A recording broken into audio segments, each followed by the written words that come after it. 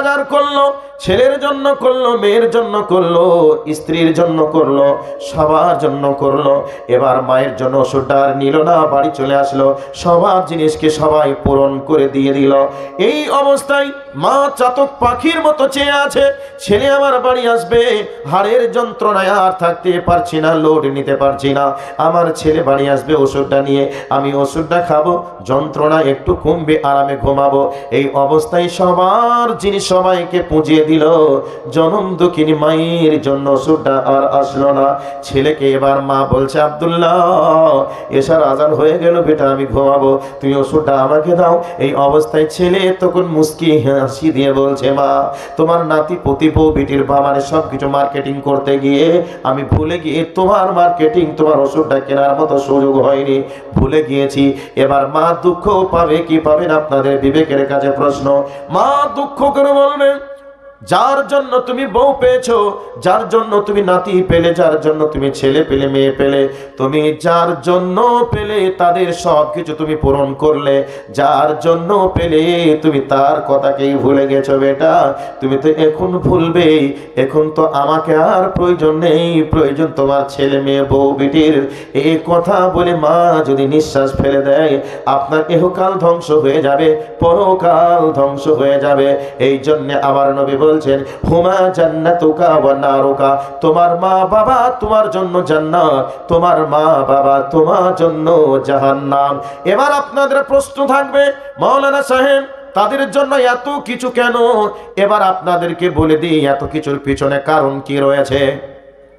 আল্লাহ রাব্বুল আলামিন বলছেন, ইয়াখরুজু মিন বাইনিস সুলবি ওয়াত তারাইব।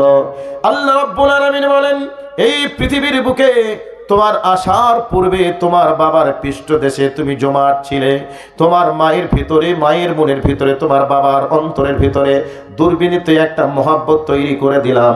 ওই মহাব্বতের কারণে তোমার বাবার সব, তোমার বাবার পৃষ্ঠদেশ থেকে সব এগো নির্গত হওয়া এক ফোঁটা অপবিত্র পানি কি তোমার মায়ের ডিম্বাণুতে এবার রেহেমের ভিতরে আমি পৌঁছে দিলাম। এই অবস্থায় তোমার মায়ের পেটের ভিতরে সুম্মা মিন নুতফাতিন 40 দিন থেকে গেল, সুম্মা মিন আলাকাতিন আবার 40 দিন পরে এটা রক্তে পিণ্ডে পরিণত করলাম, সুম্মা মিন মুযগা এটাকে আমি মাংসে পিণ্ডে পরিণত করে দিলাম। মাংসে পিণ্ডে পরিণত হওয়ার পরে 40 দিন মাংস পিণ্ডে আকারে তুমি থেকে গেলে, এই অবস্থায় একটা গোস্তের টুকরে পরিণত হয়ে গেলে পূর্ণাঙ্গ একটা মাংসের, পূর্ণাঙ্গ একটা মাংসে মানুষের টেক্সচার তৈরি হতে শুরু হয়ে গেল। আল্লাহ রাব্বুল আলামিন বলছেন, সুম্মা জাআলনাহু ফি করারিম মাকিন, আমি আল্লাহ তোমার মায়ের পেটের ভিতরে আমি এমন একটা সংরক্ষিত ঘর নির্মাণ করে দিলাম, আর ওই সুরক্ষিত ঘরের ভিতরে তোমাকে আমি প্যাকেটের ভিতরে, কভারের ভিতরে রেখে দিলাম, যেখানে পৃথিবীর কোনো রং, কোনো জীবাণু, কোনো জার্ম গিয়ে তোমাকে আক্রমণ করতে পারবে না। এইরকম একটা কভারের ভিতরে তোমাকে আমি রেখে দিলাম। এই অবস্থায় তোমার মায়ের মাসিকানা রক্তকে বন্ধ করে দিলাম, তোমার মায়ের নাভির সঙ্গে তোমার নাভিকে আমি তারের মতো করে কানেক্ট করে দিলাম, আর তোমার মায়ের মাসিকানা নাপাক রক্তগুলিকে আমি আল্লাহ তোমার পেটের ভিতরে তিলে তিলে দিয়ে তোমাকে বড় করার ব্যবস্থা করলাম। হে পৃথিবীবাসী তোমরা শুনে নাও, পৃথিবীর কোনো গভর্নমেন্ট, পৃথিবীর কোনো মানুষ কেউ কোনোদিন ভাবিনি তোমার মায়ের পেটের ভিতরে তুমি কি খেয়ে বড় হবে। পৃথিবীর কেউ যখন কিছু ভাবিনি, আমি আল্লাহ রাব্বুল আলামিন আমি তোমার জন্য ভেবে তোমার মায়ের মাসিকানা রক্তকে বন্ধ করে দিয়ে তারের মতো কানেক্ট করে দিলাম। তিলে তিলে তিলে তিলে তোমার মায়ের পেটের ভিতরে বড় হতে শুরু করেছো। তুমি যত বড় হও ততই যেন তুমি তোমার মাকে তুমি কষ্ট দাও, যত তুমি বড় হও ততই তোমার মাকে তুমি লাথি মারো, গুতা মারো। এই অবস্থায় তোমার মা জননী কান্না করতে শুরু করে দেয়। তোমার মা সারাদিন কাজ কাম রান্না বান্নার কাজে ব্যস্ত, সারাদিন কাজ কাম রান্না বান্নার কাজে ব্যস্ত। এবার খাবার খেতে বসেছে, সবার খাবার যেন রেডি করে দিয়েছে, প্রস্তুত করে দিয়েছে, সবাই খেতে বসেছে। জনম দুঃখিনী মা এবার খেতে বসবে এক পেট ক্ষুধা নিয়ে। তোমার মায়ের পেটের ভিতরে তুমি লাথি মেরেছো, গোতা মেরেছো। তোমার মা এক পেট ক্ষুধা নিয়ে খেতে না পেরে দেওয়ালে একবার টেক লাগায়, একবার উঠে একবার বসে। তোমার মা যেন খেতে না পেয়ে তোমার মায়ের সুন্দর চেহারাটা, চাঁদের মতো চকচকে ঝকঝকে চেহারাটা, আস্তে আস্তে মুখটা যেন শুকিয়ে যায় আর চেহারাটা যেন একবারে হলুদ বরণ হয়ে যায়। এই অবস্থায় তোমার মা তোমাকে কত কষ্ট করে তোমাকে পেটের ভেতরে ধারণ করেছে। এবার তুমি যখন বড় হয়ে গেছো, দুনিয়ার বুকে আসার সময় হয়ে গেছে, এই অবস্থায় তোমার মায়ের পেটের ভেতরে কত যন্ত্রণা শুরু হয়েছে। 32টা নারী নিংড়ানো যন্ত্রণা, ব্যথা বেদনা শুরু হয়ে গেছে। তোমার মা মনে করেছে এটা বেঁচে থাকার ব্যথা বেদনা নয়, নিশ্চয় এটা দুনিয়ার শেষ নিঃশ্বাস ত্যাগ করার ব্যথা বেদনা শুরু হয়ে গেছে। আমি আর বাঁচবো না। পাড়া প্রতিবেশীর মানুষের কাছে ডেকে বলে, আমাকে তোমরা আল্লাহ রাস্তায় মাফ করে দিও। এইভাবে একান্তে কথা শুরু হয়ে যায়। হসপিটালে চলে গেল। বর্তমান সময়ের ইয়াং জেনারেশন যে সমস্ত মা বোনরা আছে, এরা কিন্তু বুঝতে পারবে না, কারণ এদের বোঝার মতো সেই রকম কোনো রকমের রাস্তাও নেই। কারণ যেদিন থেকে পেটে বাচ্চা এসে গেছে, সেই দিন থেকে তাদেরকে কসাই করার জন্য তাদের জন্য ট্রেনিং চলছে। যন্ত্রণা ওঠার কোনো সুযোগ নেই, তাদেরকে কাজ কাম করতে দেয় না, রেস্টেই থাকতে হবে। এই করে করে করে করে তাদের কয় ঘন্টা ঘুমাতে হবে, কি খেতে হবে, তাদের কয়বার চেকিং করতে হবে, কয়টা ওষুধ খেতে হবে, টোটাল পরিকল্পিতভাবে এইরকম ট্রেনিং চলছে। তারা কিন্তু বুঝতে পারবে না। যন্ত্রণা শুরু হওয়ার পূর্বে ডাক্তার বলে দিয়েছে এই বাচ্চাটা 9 মাস 10 দিন থাকবে। ডাক্তার বলে দিচ্ছে মাত্র 9 মাস, এই দিনে তার বাচ্চা হবে। একদিন ওভার হয়ে গেল, ডাক্তার বলে দিল একদিন পার হয়ে গেছে, আর রাখা যাবে না। কিন্তু আসলে 9 দিন সময় আছে, ডাক্তার কিন্তু বলিনি 9 দিন সময় আছে। একদিন ওভার হয়ে গেল, ডাক্তারের কাছে যাবে, ডাক্তার বলবে একদিন ওভার হয়ে গেল। বাচ্চা পেটের ভিতরে হয়তো প্রস্রাব করবে, পায়খানা করবে, তার প্রস্রাব পায়খানা নিজেই খাবে। তখন বাচ্চারা পাগল হয়ে যাবে, ব্রেন নষ্ট হয়ে যাবে। কাজে এই বাচ্চাকে আর আমরা রিস্ক নিতে পারবো না। যদি তোমরা রাখো তোমরা রাখবে, আর এখন তোমরা যদি আমাদের পরামর্শ নিতে চাও, এক্ষুনি ভর্তি করে দাও, বাচ্চাকে সিজার করে বার করতে হবে। এইরকম পরিকল্পনা চলছে কি চলছে না? কিন্তু এখনকার দিনের মা বোনদের সামনে এই বক্তব্যটা যদি দিতে শুরু করি, তাহলে তারা আবার বলবে, ও মৌলভী সাহেব, বাচ্চা আমাদের হয় আর যন্ত্রণা মনে হয় তোমার হয়, তুমি যেভাবে বলছো। কিন্তু মা বোন আপনাদেরকে বলছি, ভালো করে শুনে নেন। আমার আল্লাহ কোরআনুল কারীমের মধ্যে এইভাবেই বলেছেন, তোমার মা কষ্টের পর কষ্ট সহ্য করে মানুষ গর্ভে ধারণ করেছে, আর 32টা নারী নিংড়ানো ব্যথা যন্ত্রণা বেদনা দিয়ে তোমাকে তোমার মা জন্ম দিয়েছে। বৈজ্ঞানিকরা বলেছেন একটা মানুষের যদি 32টা হাড় ভেঙে দেওয়া হয়, ওই মানুষটা নিস্তেজ হয়ে যায়, চলাচল গতিহারা হয়ে যায়, চলতে পারে না। কিন্তু তোমার মা তোমাকে যেদিন জন্ম দিয়েছিল, সেই দিন তোমার মায়ের পেটের ভিতরে 32টা নারী নিংড়িয়ে যন্ত্রণা ব্যথা বেদনা দিয়ে তোমার মা তোমাকে জন্ম দিয়েছে। এই অবস্থায় জানো তোমার মা যুদ্ধের ময়দানের মতো রক্তেই রক্তিত হয়ে গেছে। তোমার জনম দুঃখিনী মা চলাচল গতি হারিয়ে ফেলেছে, আর চলতে পারে না, কথা বলতে ঠিক মতো পারে না। এই অবস্থায় মায়েরা বলবে, মাওলানা এত তো কষ্ট আমরা বুঝি না, এবার বুঝেন না কেন বলে দিই। আমার আল্লাহ বলছেন, ওরে দুনিয়ার বান্দি রে, তোরা বুঝতে পারিস না, তার কারণ হলো যখন তোর চাঁদের মতো সুন্দর সুন্দর সন্তানটা জন্মগ্রহণ করেছে, কষ্ট সহ্য করে তুই জন্ম দিয়েছিস, এই অবস্থায় তোর বাচ্চাটা যখন ট্যাঁ করে কেঁদে ওঠে, আর আমি আল্লাহ তোর অন্তরের ভিতরে দুর্বিনীত মহাব্বত তৈরি করে দিই, আর আমি বলি, দেখ দেখ দেখ, এত কষ্ট করার পরে তোর পেটের ভিতর থেকে আমি আল্লাহ কি বার করেছি তুই দেখ। এখন বাচ্চার মুখের দিকে যখন তাকায়, মা তার ব্যথা বেদনাকে ভুলে গিয়ে তার বাচ্চাকে কান্না মুখে হাসি ফোটানোর চেষ্টা করে, কোলে নেই, দুধ দিয়ে তাকে সুস্থ হাসি ফোটানোর চেষ্টা করে। এই জন্য আমার আল্লাহ বলেন, হে পৃথিবীর মানুষ, খবরদার খবরদার, তোমার এইরকম মায়ের সঙ্গে তুমি কোনোদিন বেয়াদবি করবে না। আল্লাহ পাক আবার স্মরণ করিয়ে দিয়ে বলছেন, আল্লাহ আতা আলাল ইনসানি হিনুম মিনাদ দাহরি লাম ইয়াকুন শাইয়াম মাযকুরা। আল্লাহ রাব্বুল আলামিন বলেন, হে পৃথিবীর মানুষেরা তোমরা শুনো, তোমাকে যখন কেউ চিনতো না জানতো না, প্রস্রাবের ভিতরে পড়ে পড়ে ট্যা ট্যা করে কাঁদা ছাড়া তোমার কোনো যখন ভাষা ছিল না, এইরকম দিন আমার আপনার জীবনে সবার কিন্তু এসেছিল।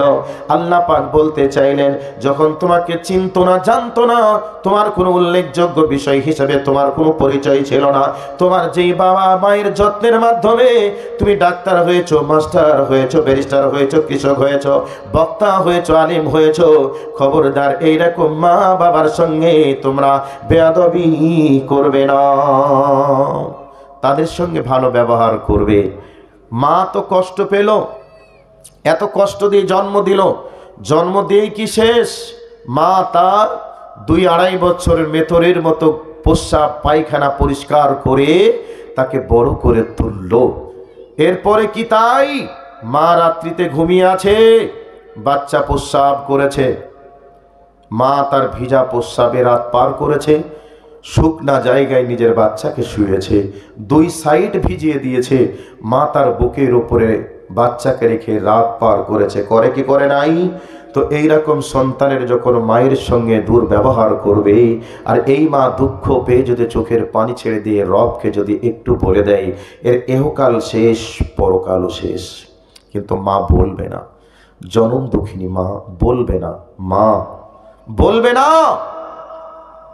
একটা ছেলে মাকে বলছে, আম্মু তোমাকে আমি এমন কোনো জিনিস নেই যে আমি দিই নাই, তোমাকে আমি সব দিয়েছি, এত সুন্দর ব্যবহার করার পরেও আমি কি তোমার ঋণ পরিশোধ করতে পেরেছি মা?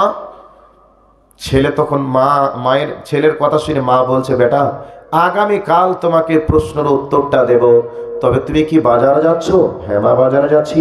ছেলেকে বলছে, বাবা তুমি পাকা পাকা 4খানা কলা তুমি কিনে নিয়ে আসবে।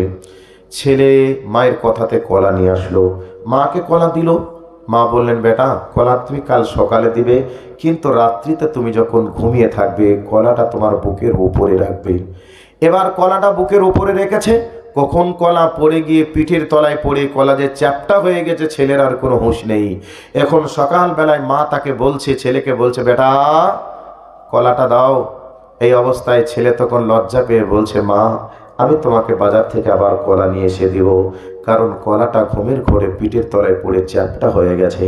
তখন ছেলেকে মা বলছে, বেটা তুমি এই কলার মতো নরম ছিলে, তোমার চেহারাটা এই কলার মতো নরম ছিলে, তোমাকে তো আমি একদিন নিয়ে ঘুমাই নাই, বরং আমি 2-2.5 বছর তোমাকে পাশে রেখে কোলে রেখে ঘুমিয়ে তোমাকে বড় করেছি। তুমি তো কই আমার পিঠের তলায় পড়ে চ্যাপ্টা একদিনও হওনি। তুমি কি আমার ঋণ শোধ করতে পারবে? এটা কি তোমার মনে হয়? একটা রাতের কষ্ট সারাটা জীবন তুমি যদি আমার জন্য উজাড় করে দাও, তবু একটা রাতের কষ্ট তুমি দিতে পারবে না।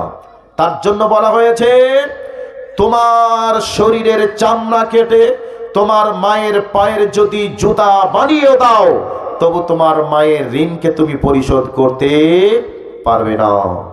আমাদের সন্তানদেরকে এই শিক্ষা যদি না দিই, সন্তানরা শিক্ষাটা পাবে কোথা থেকে? সন্তানরা মোবাইলের মাধ্যমে দেখবে মাকে বৃদ্ধাশ্রমে রেখে আসছে, বউ এসে শাশুড়ি চুল ধরে বাড়ি থেকে গলা ধাক্কা দিয়ে বার করে দিচ্ছে। এইরকম দৃশ্যগুলি দেখবে যখন, তখন ছেলের সামনে তার বউ এসে মাকে গলা ধাক্কা দিয়ে বাড়ি থেকে বার করে দিবে। এই অবস্থায় বউ তার মায়ের উপরে অত্যাচার করবে, এই অবস্থায় নির্বিঘ্নে সহ্য করবে, দেখবে কিছু বলতে পারবে না। এইরকম পরিবেশ পরিস্থিতি তৈরি হচ্ছে। পাশ্চাত্য সভ্যতার দিকে লক্ষ্য রেখে একটু দেখুন, আজকে কোনো মা কোনো সন্তান মাকে মা বলে ডাকে না, বাপকে বাপ বলে শ্রদ্ধা করে না। কেন?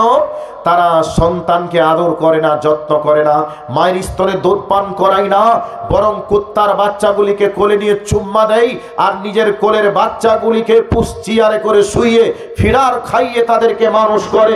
কাজেই ওই সন্তান কোনোদিন মাকে মা বলে ডাকবে, ওই সন্তান কোনোদিন বাবাকে শ্রদ্ধা করবে, কোনোদিন শ্রদ্ধা করতে পারে না, মাকে কোনোদিন সম্মান দিতে জানেও না, দিতে পারবেও না। কাজেই আমি আপনাদেরকে বলতে চাই, মা হিসাবে সন্তানের পিছনে সময় দিন, মা হিসাবে সন্তানকে মানুষ করার জন্য কারিগরির দায়িত্ব আপনি নিজে পালন করুন। বাপ হিসাবে সবথেকে বড় মডেলের দায়িত্ব আপনি নিজে একটু পালন করার চেষ্টা করুন। পৃথিবীতে সবথেকে একটা সন্তান তার বাপকে বড় হিরো মনে করে। তার বাপ যেভাবে সংসার জীবন অতিবাহিত করবে, তার বাপ যেভাবে চলাচল করবে, সন্তান তার বাপের দেখা দেখে চলাচল করবে। আমি একটু মাথা গরম করে মাঝে মধ্যে কাউকে ধমক দিয়ে বলে এক থাপ্পড় লাগাবো। আমার 4 বছরের একটা ছেলে আছে, রাস্তায় মাঝে মধ্যে যদি মোটর সাইকেলে কোথাও নিয়ে আসি, একটু সুবিধা অসুবিধা হলেই লোককে ধরে বলবে এক চড় মেরে তুই থাপ্পড় দিয়ে কান ফাটিয়ে দেবো। এ কথা এক্ষুন থেকে বলে কেন? সে আমাকে দেখে শিখেছে, আমাকে দেখে শিখেছে। আমি যদি না বলতাম কোশ্চিন কালেও বলতো না। এটা আমার জন্য দুর্ভাগ্য। আমি আমার সন্তানের সামনে যে আচরণটা করব, যেভাবে আমি চলাচল করব, সেইভাবেই চলাচল করতে বাধ্য হবে। সেই জন্য আপনার সন্তান আপনি কিভাবে মানুষ করবেন, দায়িত্বটা আপনার থাকবে। এই দায়িত্বটা পৃথিবীর কোন স্কুল, কলেজ, ইউনিভার্সিটি দিতে পারবে না, পারবে না, পারবে না। কাজেই এই দায়িত্বগুলি হলো আমাদের। আমি যেভাবে বক্তব্য শুরু করেছি, এভাবে যদি ধারাবাহিকভাবে বলতে চাই, তাহলে অনেক সময়ের প্রয়োজন হবে, আপনাদের ধৈর্য হারা হয়ে যাবেন আপনারা। এবার আমি এই বিষয়টিকে একটু সাইড করে আরেকটা প্রসঙ্গে ঢুকে যাচ্ছে, আবার এই জায়গাতে আসব। মা বোনদের কাছে যেহেতু কথা বলতে হবে বলেছে বলেই আমি দুইটিকে সাইড রেখে কথাগুলিকে বলছি। এবার মা বোন আপনাদেরকে আরেকটা জায়গাতে নিয়ে চলে যাচ্ছি। পৃথিবীতে একজন বাদশাহ ছিলেন, নাম তার বাদশাহ হারুন আল রশিদ। হারুন আল রশিদের স্ত্রীর নাম হচ্ছে রানী জুবেদা। এই রানী জুবেদাকে সঙ্গে নিয়ে স্বামী স্ত্রী দুইজন হজ পালন করতে এসেছিলেন। হজ পালন করতে আসার পরে দেখলেন জাবালে রহমতে, এক কথায় আরাফাতের ময়দানে হাজিদের তদানীন্তন সময়ের পানির ক্রাইসিস, পানির অভাবে মানুষজন উজু বানাতে পারে না, গোসল করতেও পারে না, ঠিকমতো করে খেতেও পারে না। প্রচণ্ড রোদের তাপে মরুভূমির মধ্যে মানুষ পিঠে চামড়ার মশকে করে পানি নিয়ে ঘুরে বেড়ায়। কোনো সময় পানি খায়, কোনো সময় উজু করে, কোনো সময় গোসল করে। এই জন্য পানির ক্রাইসিস হয়ে যায়। কাজেই এই দৃশ্যটা দেখলেন, দেখার পরে স্বামী এবং স্ত্রী দুইজন বাড়িতে গিয়ে এই অভাবের কথা আলোচনা করলেন। এই পর্যায়ে বাদশাহ হারুন আল রশিদ তার স্ত্রীকে বলছেন, বেগম, তোমাকে আমি মক্কা আল মুকাররমা, মদিনা আল মানুওয়ারাকে পরিদর্শন করে নিয়ে আসলাম। তুমি কি আমার উপরে খুশি হয়েছ? আল্লাহর ঘর দেখে নিয়ে আসলাম, এ ব্যাপারে তোমার কি খুশি হওয়ার প্রয়োজন নয়? স্ত্রী বলছেন, অবশ্যই আমি খুশি হয়েছি। তবে বলো, তুমি যদি আমার উপরে খুশি হও, আমার উপরে খুশি হয়ে আনন্দ করে তুমি যদি আমাকে কিছু, আমার কাছ থেকে কিছু চাও, আমি তোমাকে দেব। আমাদের মা বোনরা হলে বলতেন যে খুশি হয়ে চাই, এটা বড় সুযোগ, স্বামীর মনটা ফিরে আছে, যদি এই অবস্থায় কিছু বলি তাহলে মোটা কিছু একটা পাওয়া যাবে। তখনই বলবে, মা বোনরা হলে বলতো, আমার হাতের হয়তো সোনার 2টি চুড়ি লাগবে, না হয়তো দামি একটা শাড়ি লাগবে, না হয়তো সোনার একটা নেকলেস লাগবে, আর না হয়তো বিদেশে একটু ঘোরাতে নিয়ে যেতে হবে। এইরকম দাবি করে বসতো কি বসতো না? এখনো যদি আমরা বলি, আমাদেরকে এইটাই দাবি করবে, করবে না? তো আমি বলতে চাইছি, এই চা দেওয়ার নিয়মটা কোথায় পাচ্ছেন আপনারা? কি পরিবেশ? মহিলাদেরকে চা দেওয়ার অর্ডারটা দিল কে এখানে? আপনারা বের হন তাড়াতাড়ি ওখান থেকে। এত শরীয়তের খেলাফ হচ্ছে যে মুখ দেখা যাচ্ছে, তাতে করে চা দেওয়ার অর্ডার হয়েছে ওখানে। চা দেওয়ার খুব মন হচ্ছে, তো ছেলেদেরকে দেন না আপনারা। কি পরিবেশ! তাড়াতাড়ি বের হন চা মা বোনদের থেকে। আচ্ছা, তো এই অবস্থায় বাদশাহ হারুন আর রশিদের স্ত্রীকে যখন বললেন, সাথে সাথে ওনার স্ত্রী বলছেন, তাহলে আপনি দিবেন আমি যদি চাই? তো ওনার স্ত্রীকে তখন বলছে, হেসে হেসে বলছেন, বেগম, আমি বাদশাহ মানুষ, তুমি আমার একমাত্র স্ত্রী, তুমি চাইবে আর আমি দেব না, এটা কি হতে পারে? তুমি চাও, আমি দেব। তখন বাদশাহ হারুন আল রশিদের স্ত্রী তখন সুযোগে সৎ ব্যবহার বললেন, আমি হাজিদের পানির অভাব দেখতে পেলাম, এই পানির অভাবটা যদি আপনি পূরণ করতেন তাহলে আমি আপনার উপরে খুশি হয়ে যেতাম। বাগদাদ থেকে প্রায় 1700 কিলোমিটার রাস্তা, বাগদাদ থেকে জাবালে রহমত দূরত্ব হচ্ছে প্রায় 1700 কিলোমিটার রাস্তা। এই 1700 কিলোমিটার রাস্তা পানির ড্রেন করে বাগদাদ থেকে হজের মৌসুমে পানি পৌঁছে দেওয়ার ব্যবস্থা করলেন। নামটা দিয়ে দেওয়া হলো নাহারে জুবাইদা। আজও যদি হজ পালন করতে যান তাহলে দেখবেন জাবালের রহমতের নিচে ছোট্ট ছোট্ট করে গর্তর মতো করা আছে, ড্রেন আছে। ওই ড্রেন দিয়ে পানি আস্তে আস্তে একটা জায়গায় ছোট্ট করে মানে মুখ করা আছে যাতে করে পানি আসে, ওখান থেকে পানি নিতে পারে। কিন্তু মাঝে মধ্যে এখনো জায়গাটাকে রেখে দিয়েছে দেখার জন্য সৌদি গভর্নমেন্ট। কেন? এখন পানির আর প্রয়োজন নেই। সৌদি গভর্নমেন্ট ওই পানির প্রয়োজনটা আলাদা জায়গা থেকে অ্যাভেলেবল করে নিয়েছে বলে ওটাকে প্রয়োজন মনে না করে এটাকে বন্ধ রেখে দিয়েছে। তাহলে ওই মেয়েটার চিন্তা ভাবনা কতটা ভালো ছিল, যার কারণে এটা স্বামীর কাছ থেকে চেয়ে হাজিদের সুন্দর ব্যবস্থা করার জন্য তিনি একটা উপহার হিসাবে রেখে, দৃষ্টান্ত রেখে তিনি চলে গেলেন। একটা পয়েন্ট দিলাম। নাম্বার 2 পয়েন্ট দিয়ে আবার কোরআনের আয়াতে আসবো।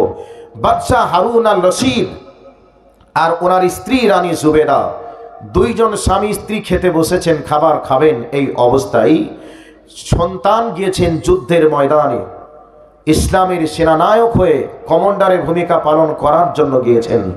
এই অবস্থায় একজন এসে খবর দিলেন, বাদশাহ সর্বনাশ। কি হলো?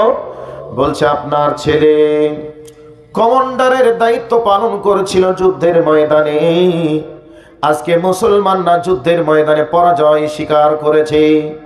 রাজার মনটা ভেঙে গেল, খাবার আর খেতে পারলেন না।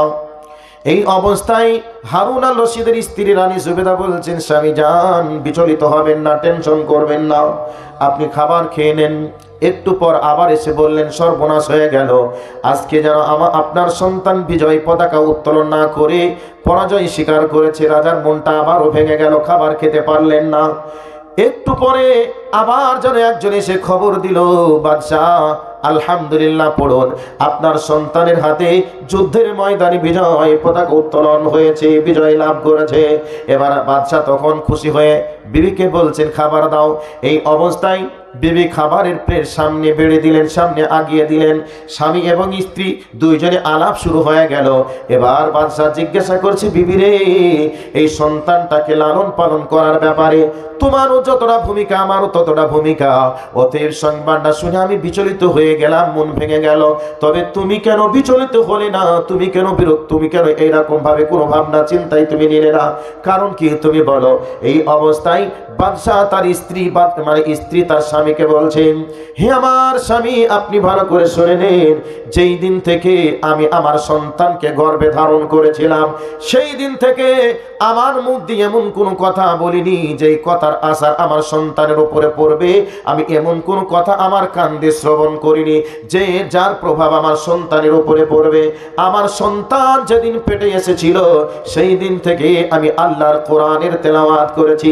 যেই দিন থেকে আমার সন্তান এসেছে সেই দিন থেকে আমি আল্লাহর কাছে সদা সর্বদাই আর্তনাদ করেছি।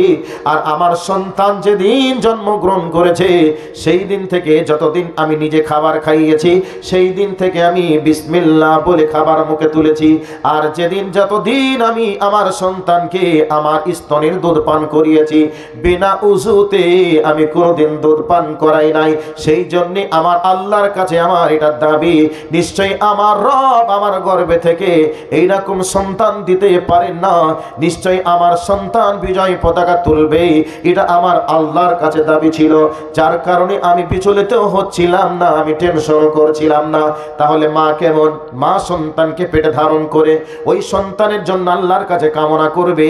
সন্তান নেওয়ার যখন পরিকল্পনা চলবে, সন্তানের জন্য আল্লাহর কাছে দোয়া করা লাগবে, আয় আল্লাহ আমার সন্তানকে তুমি ওয়ালাদুন সালিহুন দান করো। হে আল্লাহ গো, আমার সন্তানকে যুগ শ্রেষ্ঠ আলেম তুমি বানাও। এই সন্তানকে তুমি একটা দিনদার ডাক্তার, মাস্টার, ইঞ্জিনিয়ার বানাও। এইরকম করে আল্লাহর কাছে চাইতে হবে। আর সন্তানকে পেটে রেখে আমাদের মা বোনেরা বর্তমান টিভি দেখে, সিরিয়াল দেখে, মোবাইল দেখে, গল্প করে, পরনিন্দা, পরচর্চা, এ ধরনের যত রকমের ইসলাম বিরোধী কর্মকাণ্ড আছে সবই চলে। ওই কুপ্রভাব আমাদের সন্তানদের উপরেই পড়ে। সন্তানগুলিকে কোলে না দিয়ে, সন্তানগুলিকে আদর যত্ন না করে সন্তান কান্না করেছে, এই জন্য বর্তমান সময়ে তাদের হাতে যেন মোবাইল তুলে দিই। মোবাইলে নানান রকমের ভিডিও দেখে, নানান কিছু তারা দেখে।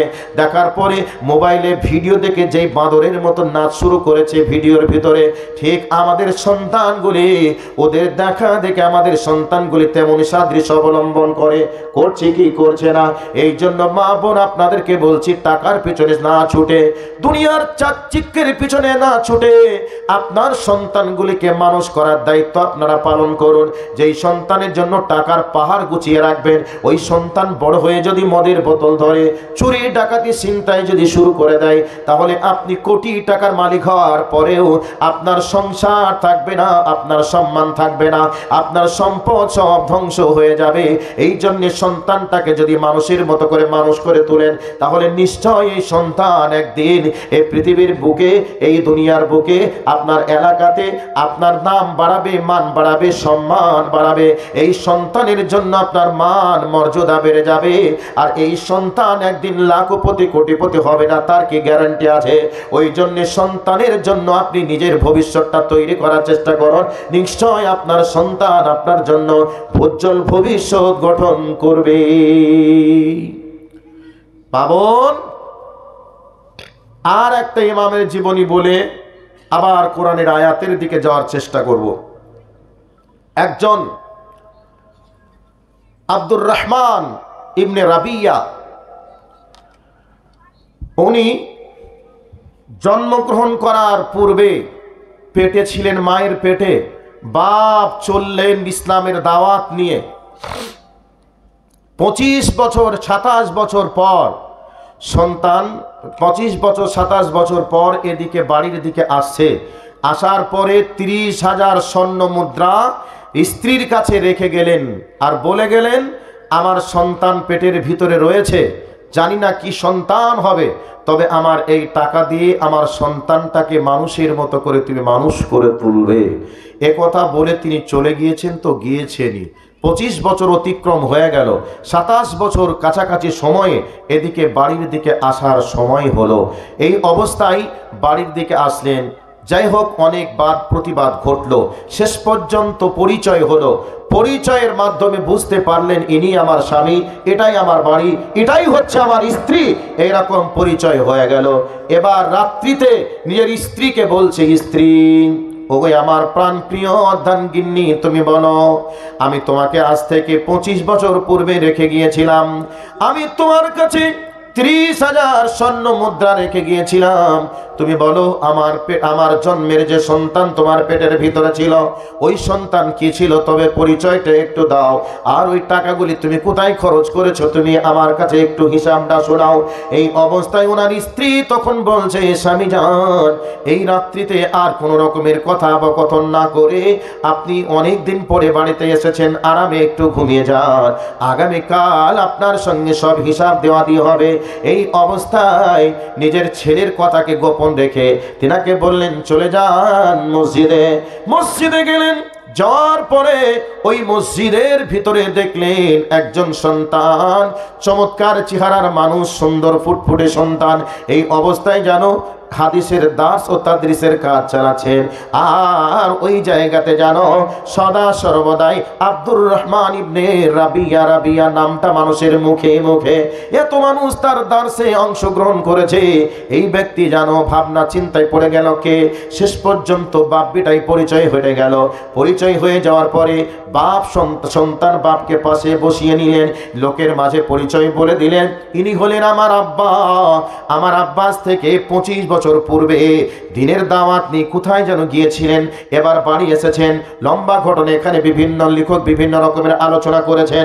এই অবস্থায় সন্তানের পরিচয় হয়ে গেল, বাপের সঙ্গে পরিচয় হলো, লোকজন চিনে গেল। এই অবস্থায় স্ত্রীর কাছে যাওয়ার পরে স্ত্রীকে বলছে, বিবি রে, তুমি 30,000 স্বর্ণ মুদ্রা দিয়ে যে সন্তানকে তুমি তৈরি করেছো, এটা 30,000 স্বর্ণ মুদ্রা নয়, এর পেছনে আরো যদি কয়েক হাজার স্বর্ণ মুদ্রা খরচ করতে, তবে মনে হয় যেন কমতি হয়ে যেত। তাহলে দেখুন তো মোহাম্মদ ইবনে রাবিয়ার মা কত চমৎকার মহিলা।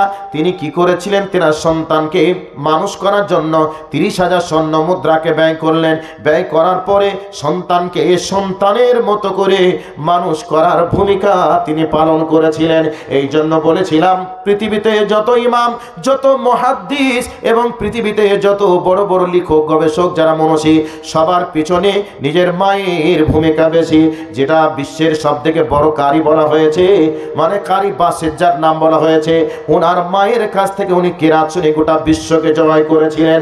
অতএব আমাদের মায়েরা যদি আমাদের সন্তানদেরকে তৈরি করার ব্যাপারে একটু গাইডলাইন যদি দিতে পারে, নিশ্চয়ই এই পৃথিবীতে আলোড়ন সৃষ্টি হবে।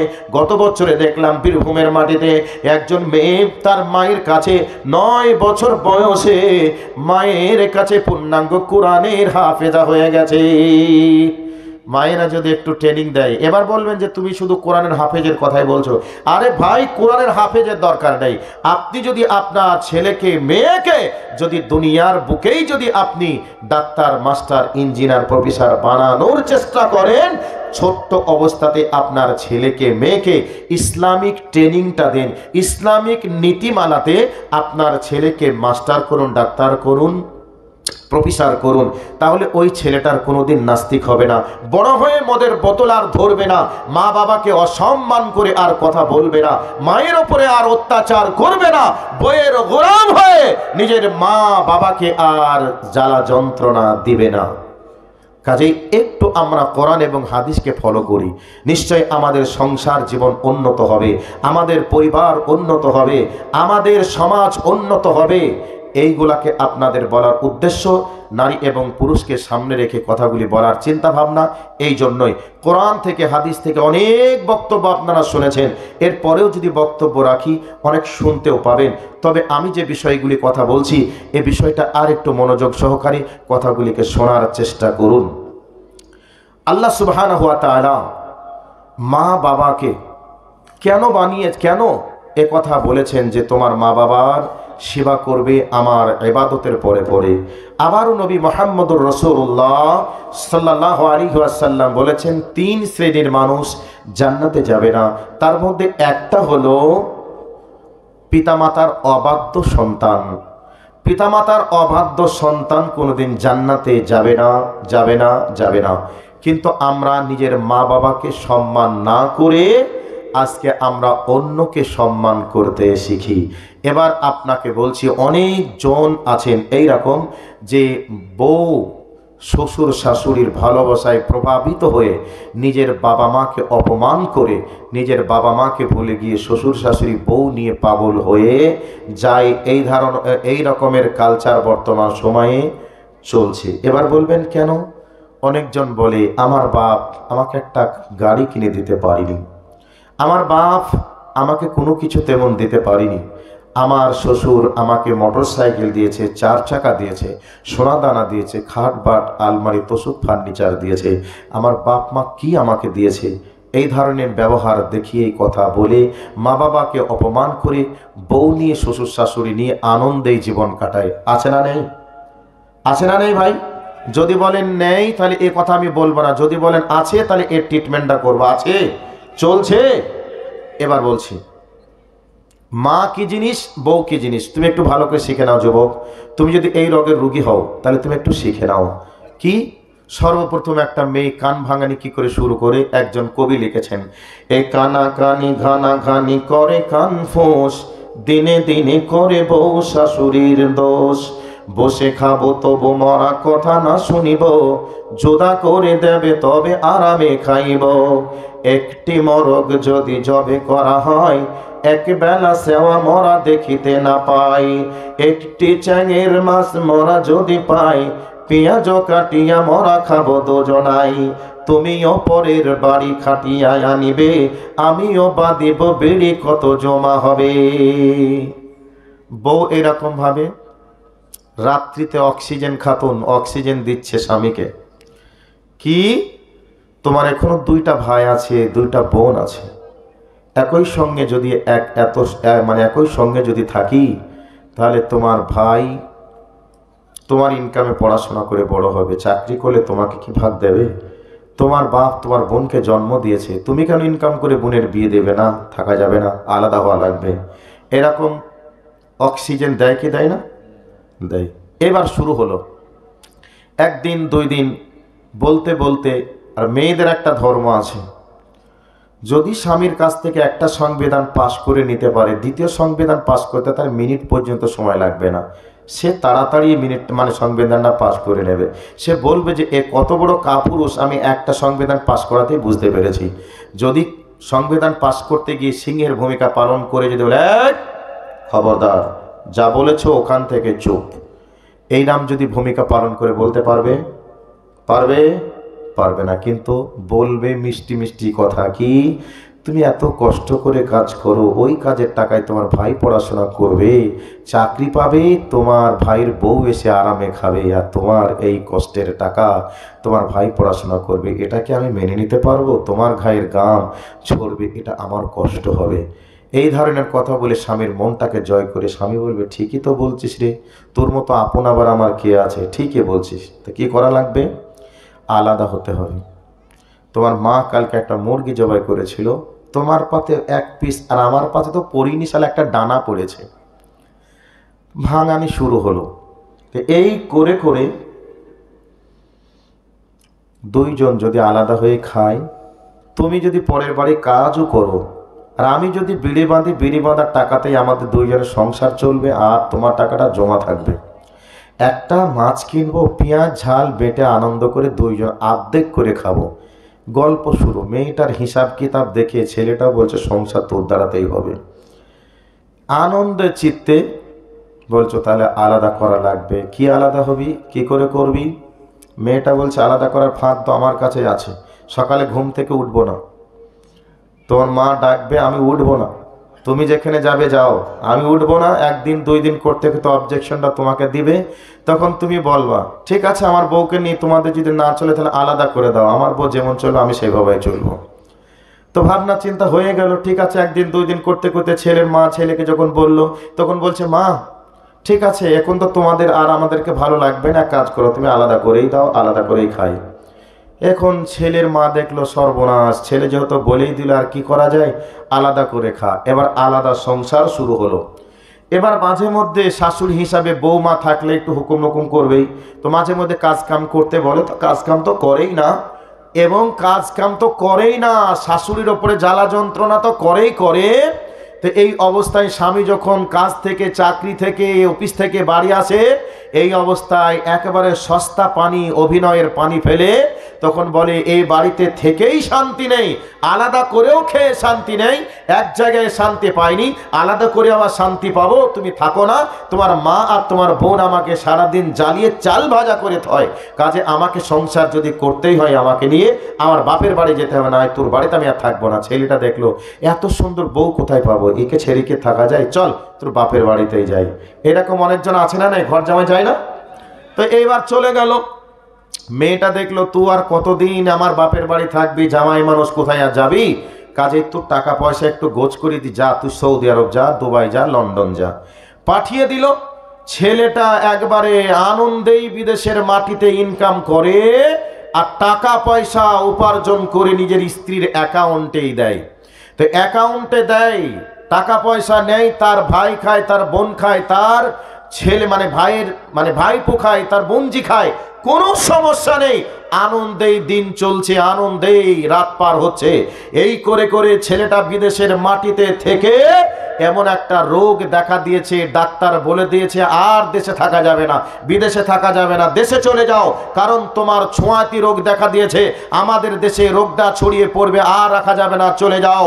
ডাক্তার এই কথা যখন বলে দিয়েছে, বুক ভরা ব্যথা নিয়ে নিজের স্ত্রীকে বলছে বেগম সর্বনাশ, কি হলো, আর থাকা যাবে না, বিদেশে দেশে চলে যেতে হবে, ছোঁয়াতি রোগ দেখা দিয়েছে, ডাক্তার বলেছে চলে যেতে হবে, না হলে আর কিচ্ছু করার নেই। স্ত্রী বলছে চলেই যেহেতু আসবে, আমার মায়ের জন্য একটা শাড়ি নাও, বাপের জন্য একটা শাল নাও, আমার ভাইয়ের জন্য একটা জামা প্যান্ট নাও, আমার বোনের জন্য একটা এই সেট নাও।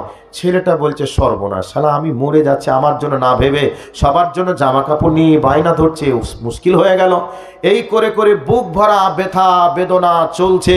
এই করে করে সে ভাবলো আরে আমি এইরকম অবস্থায়, আর আমার শ্বশুর শাশুড়ি আমার বউ এইরকম করছে, তো একটু আমার মায়ের সঙ্গে যোগাযোগ করে দেখি তো, 2 বছর 3 বছর হয়ে গেল মাকে মা বলে ডাকিনি, কোনোদিন মাকে মা বলে একটু আমি খোঁজও নেইনি।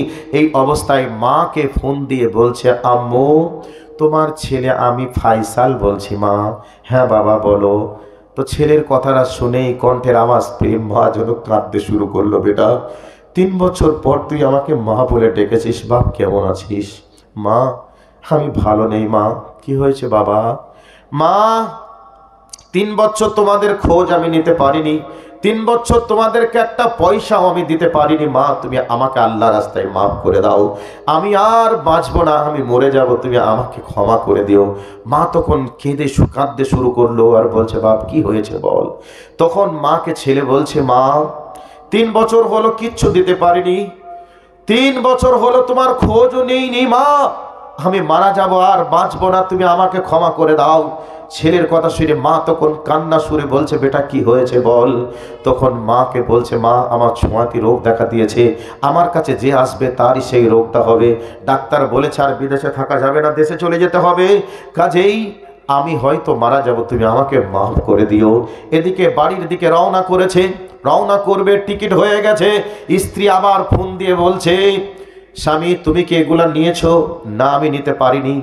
কি নিব, আমি দেখছি চলছে। মনের চাপা ব্যথাকে রেখেই দিল। এদিকে মায়ের জন্য কিছু কিছু না নিয়ে এরকম যোগাযোগ করে প্লেনে চলে আসলো। প্লেনে চলে আসার পরে তার স্ত্রী গেছে, তার আত্মীয় স্বজনরা সবাই গেল, এয়ারপোর্টে খোঁজ নিল, আমার জন্য তুমি কি এই এই জিনিসগুলো নিয়ে এসেছো? সবার জিনিসের ব্যাপারে খোঁজ নিল। ছেলেটা বলছে, আহারে আমার কি হবে, আমি কেমন আছি, তোরা আমার খোঁজ না নিয়ে তোরা জিনিসের খোঁজ নিতে শুরু করলি, অতএব তোদের জন্য আমি কোনো জিনিস নিয়ে আসতে পারিনি।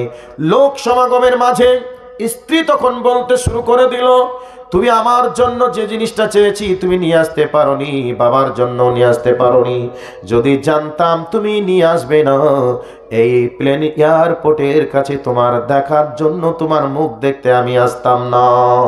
এ কথা বলে ছেলে মানে স্বামীকে রেখে স্ত্রী চলে গেল, শ্বশুর শাশুড়ি যেন চলে গেল, তারা বুঝে নিল তোমাকে রেখে বা তোমাকে নিয়ে তো আর কোনো কাজ চলবে না, কারণ তুমি আমার বাড়িতে গেলে আমরাও রোগী হয়ে যাব, আমরা মারা যাব, আর তোমার পেছনে ছুটে তো আমার আর কোনো লাভ নেই। ছেলেটা ভেবে নিল, আমার তো আর যাওয়ার কোনো রাস্তা নেই, মা বাবার সঙ্গে সম্পর্ক রাখিনি, বাবার সঙ্গে সম্পর্ক রাখিনি, যাদের জন্য রেখেছিলাম সব কিছু দিয়ে দিলাম, আর আজকে তাদের কাছে আমি যাবই বা কি করে, এই নিয়ে ভাবনা চিন্তা চলছে। এদিক ওদিকে তাকাই, আমার মা বাপ এসেছে কিনা দেখি, যদি মা বাবা এসেই থাকে, তারা যদি কিছু চায় তাহলে এই এয়ারপোর্টের ভিতরেই আত্মহত্যা করে আমি মরব, এইরকম ভাবনা চিন্তা চলছে। দেখছে মা বাবা নেই, এই অবস্থায় ছেলেটা বুক ভরা ব্যথা নিয়ে আত্মহত্যা করবে, কোথাও যেন চলে যাবে, এইরকম সিচুয়েশন চলছে।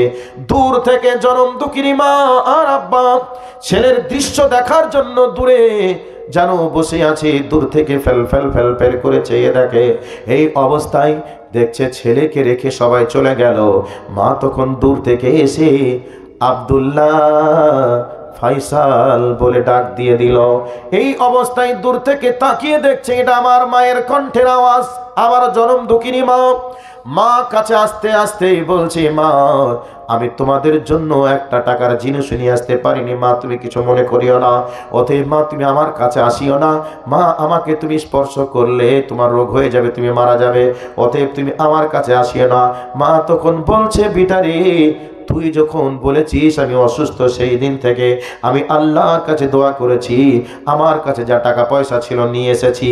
এই অবস্থায় আমি আল্লাহকে বলেছি, আল্লাহ আমার যথেষ্ট বয়স হয়ে গেছে রে মাবুদ, আমার ছেলে এখন ছেলে মানুষ, আমার ছেলে কোনো সংসার জীবন তেমন কিছু দেখিনি, দুনিয়া তেমন করিনি, অতএব তুমি আমার জীবনটা তুমি নিয়ে নাও, আর আমার জীবনের বিনিময়ে তুমি আমার সন্তানকে ফিরিয়ে দাও।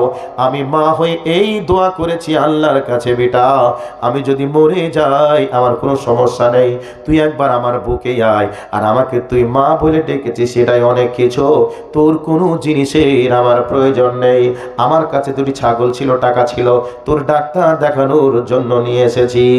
যুবক ভাই তোমাকে বলি, এই পৃথিবীতে যতজন আছে সবাই দেখবে নেওয়ার জন্য আপন হয়, নেওয়ার জন্য তারা ভালোবাসে।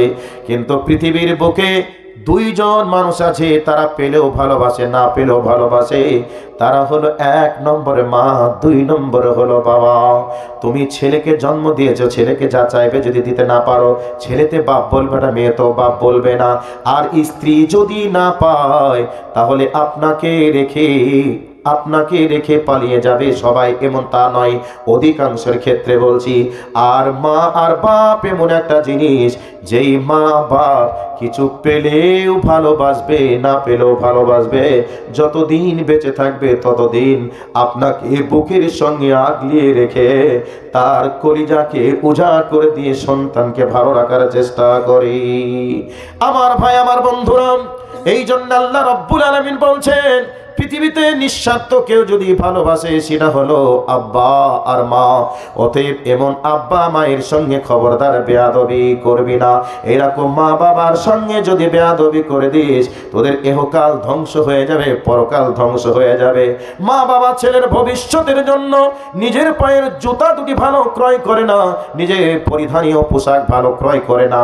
মা খেয়ে না খেয়ে ছেলের ভবিষ্যতের জন্য টাকা গোছ করে করে করে করে রেখে নিজের সন্তানকে পড়াশোনা করে মানুষ করে তোলে। কিন্তু সেই সন্তান মানুষ হওয়ার পরে মাকে ভুলে যায়, বাবাকে ভুলে যায়, ছেলে মেয়ে বউ বিটি নিয়ে আদরে সংসার করে। আর মা অসহায়ের মতো তাকিয়ে থাকে, মায়ের জন্য খোঁজ নেওয়ার মতো কোনো সুযোগ আমরা পাই না। আমার ভাই, আমার বন্ধুরা, আপনাদেরকে আবার একটা জায়গাতে নিয়ে চলে যাই। আল্লাহর নবী জনাবে মুহাম্মদুর রাসূলুল্লাহ সাল্লাল্লাহু আলাইহি ওয়াসাল্লাম বলেছেন, হে আমার উম্মতের দলেরা, তোমরা শোনো, তোমার মা বাবার সন্তুষ্টিতে স্বয়ং তোমার রব সন্তুষ্ট। এর উদাহরণ দেওয়ার জন্য একটা হাদিসের জায়গায় চলে যাই। একজন সাহাবী নয়, বানু ইসরাইলের জামানার একজন ঘটনা। একজন ব্যক্তি ছাগল চড়াতে চড়াতে বহু দূর চলে গেছে। বহু দূর থেকে ছাগল চড়িয়ে বাড়ি আসতে লেট হয়ে গেছে। বাড়ি এসে দেখছেন আব্বা ঘুমিয়ে গেছে, মাও ঘুমিয়ে গেছে। এই অবস্থায় তার বাচ্চাগুলি ক্ষুধার যন্ত্রণায় আব্বা আব্বা বলে কাঁদে, খাবারের যন্ত্রণায় ছটপট ছটপট করে কান্না করে। এই অবস্থায় ওই ব্যক্তি বলছেন, ছাগলের দুধ দহন করার পরে আমি দুধের পাত্র নিয়ে আমার আব্বা মায়ের মাথার কাছে যেন দাঁড়িয়ে থাকলাম। ছেলেকে মেয়েকে দুধ পান না করিয়ে মায়ের অপেক্ষায় যেন দাঁড়িয়ে থাকলাম, কখন আমার মা উঠবে, আমার মাকে দুধ পান করাবো। এই কথাটা হাদিসের ভিতরে এভাবে এসেছেন। তো ওই বনী ইসরাইলের জামানায় 3 জন ব্যক্তি ভ্রমণে গিয়ে একটা গুহার ভিতরে প্রচন্ড ঝড়ের সময় আশ্রয় নিয়েছিলেন। আর সেই ঝড়ের কবলে পড়ে একটা পাথর এসে ওই গুহার মুখে আটকে যায়। এবার 3 জন সিদ্ধান্ত নিয়ে নিল, এখানে আমাদের মরা ছাড়া কোনো রাস্তা নেই, কারণ এই অবস্থায় আমরা 3 জন মিলে এই পাথরকে সরিয়ে দিতে পারবো না, এই পাথরকে সরানোর মতো ক্ষমতাও আমাদের হবে না। অতএব এই গর্তের ভিতরে আমাদের মরার ছাড়া কোনো উপায় থাকবে না। অতএব 3 জন ভেবে নিল, আমরা ভালো কিছু আমল দিয়ে, ভালো কিছু কাজের ওসিলা দিয়ে আমরা আল্লাহর কাছে একটু বাঁচার জন্য আশ্রয় চাই। নিশ্চয়ই আল্লাহ রব্বুল আলামিন আমাদেরকে এই বিপদ থেকে উদ্ধার করতে পারেন। আল্লাহ রব্বুল আলামিন যদি উদ্ধার করেন তবেই আমাদের বাঁচার রাস্তা, আর যদি উদ্ধার না করে আমাদের জন্য বাঁচার কোনো রাস্তা নেই। এই অবস্থায় ওই ব্যক্তি আল্লাহর কাছে বলছেন, হে রব্বুল আলামিন, এটা যদি আমি তোমাকে খুশি করার জন্য করে থাকি রে মাবুদ, আমার সন্তানকে দুধ পান না করিয়ে বাবা মাকে দুধ পান করার জন্য যদি সারা রাত আমি পার করে দিই, এটা যদি তোমাকে খুশি করার জন্য করে থাকি মাবুদ, এই বিপদের সময় তুমি আমাদেরকে বিপদ থেকে বাঁচাও। এই কথা বলার সাথে সাথে পাথরটা একটু ক্লিয়ার হয়ে গেল, দুনিয়ার আরো বাতাস দেখা দিল। আরো 2টা আছে। তো বাবা মার সঙ্গে ভালো ব্যবহারের কথা অনেক জায়গাতে অনেকবার অনেকভাবে এসেছে হাদিস এবং কোরআনের ভিতরে। কাজেই আমরা যদি প্রকৃত বাবা মা হয়ে যাই, তাহলে বাবা মা হিসাবে, প্রকৃত বাবা মা হিসাবে নিজেদের সন্তানকে ইসলামিক নীতিমালাতে মানুষ করার চেষ্টা করুন। ইনশাআল্লাহ ভবিষ্যৎ উজ্জ্বল হবে। আখিরাতে আপনার জন্য মরে যাওয়ার পরে দোয়া করবে, মা হিসাবে সম্মান পাবেন। এবার বলবেন, মৌলভী সাহেব আপনি যে শুধু শাশুড়ির কথাই বললেন, বৌমারা এরকম করে, আপনি এটা বললেন, কাজেই এটা কি আপনি ঠিক বললেন? জি, আপনাকে এবার একটা পয়েন্ট দিয়ে শেষ করে দিব। আপনি নিজের মাকে মা বলে আপনি মায়ের যত্ন নিতে পারেন, সম্মান করতে পারেন, তো যার কাছে এসে আপনি যার সন্তানটাকে দখল করে আপনি আজকে বসবাস করছেন, যার জন্য আপনি স্বামীটা পেয়েছেন, ওই স্বামীর পেছনে যে ভূমিকা পালন করেছেন তিনি হচ্ছেন আপনার শাশুড়ি। তো ওই শাশুড়িটাকে কি আপনি নিজের মায়ের মতো করে দেখতে পারেন না? অবশ্যই পারেন। এবার বলবেন আমাদের শাশুড়িরা তো আমাদেরকে মেয়ের মতো করে দেখে না।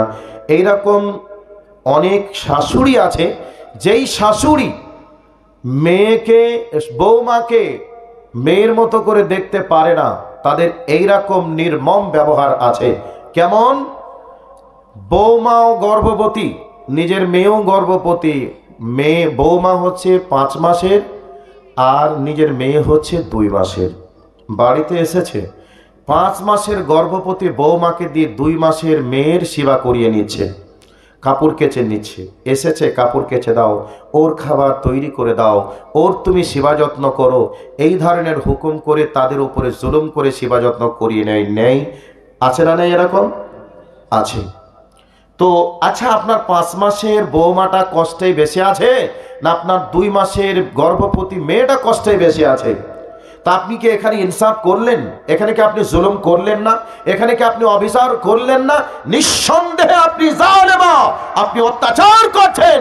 এই জন্য আপনার বৌমা আপনাকে শাশুড়ি হিসাবে শাশুড়ির মতোই করে দেখে। বৌমা মানে শাশুড়ি মানে নিজের মায়ের মতো করে দেখতে পারে না। আপনি যদি নিজের মা হতেন নিশ্চয়ই এইরকম জুলুম আপনি করতেন না। কাজেই আপনি নিজের মেয়েটাকে পরের বাড়ি দিয়েছেন, পরের মেয়েটাকে নিজের বাড়ি নিয়ে এসেছেন, নিজের মেয়েটাকে পরের বাড়ি দিয়েছেন, আর পরের মেয়েটাকে নিজের বাড়িতে নিয়ে এসে যাকে নিয়ে 24 ঘন্টা আপনি থাকবেন, সুখে দুঃখে যার সঙ্গে আপনি থাকবেন, ওটাই হচ্ছে আপনার বৌমা। ওই বৌমাটাকে আপনি নিজের মেয়ের মতো করে দেখুন, ওই মেয়েটাকে আপনাকে নিজের মায়ের মতো করে 100% দেখবে। কিন্তু আপনি নিজের মেয়ে যদি ভুল করে, অন্যায় করে, আপনি ঢেকে রাখতে পারেন। কাজ যদি ঠিক মতো করে নাও করতে পারে, তারপরেও আপনি কাজ শিখিয়ে নিতে পারেন। কাউকে বলেন না, বরং শিখিয়ে দেন, ঢেকে রাখেন। আর বৌমা যদি একটু অন্যায় করে বসে, একটু ভুল করে বসে, পাড়া প্রতিবেশীর মেয়েদেরকে ডেকে নিয়ে সে বলে, দেখো আমি কার বাড়ির মেয়ে যে নিয়ে এসেছি, একটু কাজ জানে না, রান্না করাই শিখিনি, তোর মা কি শিখায়নি, তোর বাপ কি শিখায়নি, কোন বাপের মেয়ে, কোন বংশের মেয়ে, এই ধরনের তুচ্ছ তাচ্ছিল্য সহকারে তাকে ভাষা দিয়ে অপমান করে, লোক সমাগমে তার মান মর্যাদা নিয়ে ছিনিমিনি খেলে। কাজেই এই বৌমার কাছ থেকে বৃদ্ধা বয়সে শাশুড়ি ভালোবাসা থেকে বঞ্চিত হয়, হয় কি হয় না? এই ধরনের দুর্ব্যবহার করার কারণে আজকে সংসারে অভাব লেগে যায়, সংসারে ঝামেলা লেগেই থাকে। কাজেই আপনাদেরকে বলবো, যারা বৌমা আছেন আপনারা শাশুড়িকে নিজের মায়ের মতো করে দেখুন, আর যারা শাশুড়ি মা আছেন নিজের বৌমাকে মেয়ের চোখে দেখুন। ইনশাল্লাহ সংসার জীবন সুখের হবে। আপনি বৌমার ভালোবাসা আপনি পাবেন পাবেন পাবেন। এবার অনেক বৌমা এটা একটা জালেম আছে। কেমন? ঈদের দিনে শাড়ি ক্রয় করে নিয়ে এসেছে, তো মায়ের জন্য শাড়িটা কিনতে গিয়ে 200 টাকা মানে 50 টাকা বেশি হয়েছে। বউ জিজ্ঞাসা করছে, স্বামী আব্দুল্লাহ কি হলো গো, শাড়ি কিনে নিয়ে এসছো? হ্যাঁ। কার জন্য নিয়ে এসছো? মায়ের জন্য নিয়ে এসছি। তোমার জন্য নিয়ে এসছি। আচ্ছা মায়ের শাড়ির দাম কত? 2250 টাকা। আমারটা 2200 টাকা। ও তাহলে আমার থেকে মনে হয় তোমার মাকেই বেশি ভালোবাসো, মায়ের জন্য বা 50 টাকা বেশি আর আমার জন্য 50 টাকা কম। তোর মা কেলেই তুই থাক, আমি আর থাকলাম না, বাপের বাড়ি গেলাম। এই ধরনের জালেমা মেয়ে আছে না? নেই? আছে। এই অশিক্ষিত কুপয়রা, তুমি কি এটা হুঁশ হলো না? মেয়েটা কতদিন থাকবে? আর বেশি দিন কি বাঁচবে? তো বয়স হয়ে গেছে, বয়স হয়ে গেছে। তুমি যদি তোমার স্বামীকে উদ্বুদ্ধ করতে না, মায়ের বয়স হয়ে গেছে, মা কতদিন বাঁচবে, মায়ের জন্য 2050 টাকা কেন নিয়ে আসলে? তুমি আরেকটা ভালো নিয়ে আসতে পারলে না? আমরা তো বেঁচে থাকলে ভালো কিছু পড়তে পারবো। তুমি মায়ের জন্য ভালো নিয়ে আসবে, মায়ের জন্য খাবার ভালো ভালো দিবে, কারণ ও বেশি দিন বাঁচবে না, কতদিন থাকবে। আল্লাহ পাক এখানে ডানা শব্দ ব্যবহার করেছেন, হাত শব্দ ব্যবহার করেন নাই, বরং ডানার সঙ্গে তুলনা করেছেন, ডানা শব্দ ব্যবহার করেছেন।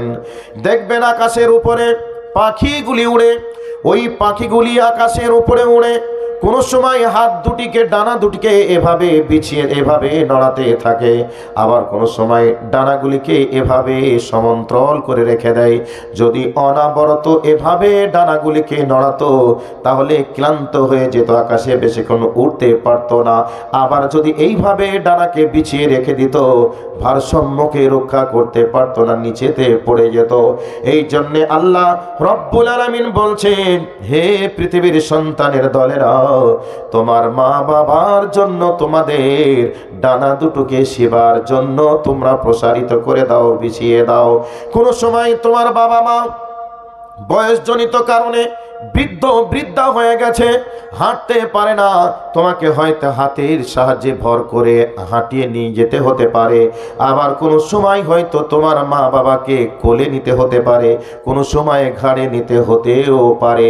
আবার কোনো সময় তোমার মা বাবার কাপড় ধুয়ে পরিষ্কার করে দিতে হতে পারে। আবার কোনো সময় তোমার মা বাবা বিছানায় কাঁথা বালিশে প্রস্রাব করেছে, পায়খানা করেছে, এগুলিকে ধুয়ে মুছে পরিষ্কার করতে হতে পারে। এই জন্যে আল্লাহ রব্বুল আলামিন বলছেন, তোমাদের দুইটি ডানাকে হাতকে সেবার জন্য তোমরা বিছিয়ে দাও। আল্লাহ রব্বুল আলামিন কত চমৎকার শিখিয়ে দিলেন, কিন্তু দুঃখজনক হলেও এটাই সত্য, আমাদের মা বাবা যখন বৃদ্ধা হয়ে যায় তখন কিন্তু আমরা মা বাবার সেবা যত্ন আমরা করতে পারি না, বরং পরের মেয়েকে বিবাহ করে যাকে বউ বানিয়ে স্ত্রী বানিয়ে নিয়ে এসেছি আমরা তাদের দ্বারাতে মা বাবার সেবা যত্ন করিয়ে নিতে চাই। মা বাবার সেবা যত্ন যদি কোনো স্ত্রী না করে, তার উপরে অত্যাচার করি, তার উপরে গালি দিই, তাকে আমরা মারি, অনেক অপমান করে তাড়িয়ে দিই।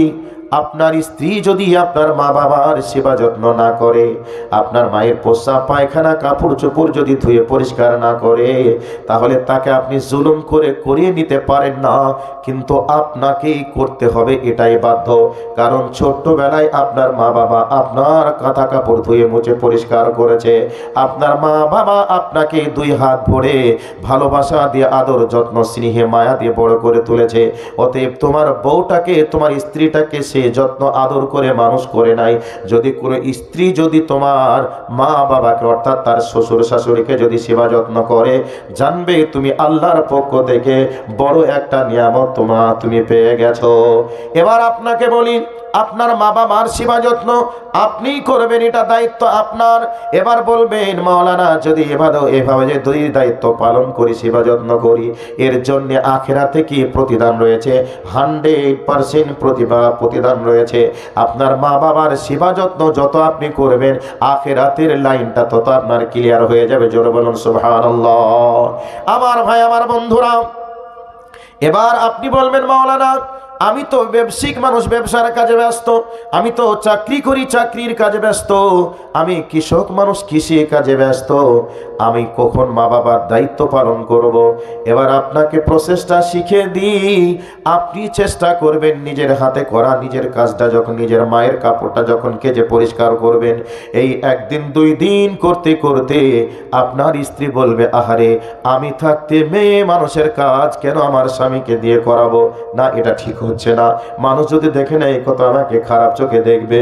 নিজের বউ থাকতে মায়ের শাড়িটা কেচে দিয়ে পরিষ্কার করে দিতে পারতো, তা না করে স্বামীকে দিয়ে কাপড় ধুয়ে পরিষ্কার করে নেয়। না না না, এটা করা যাবে না।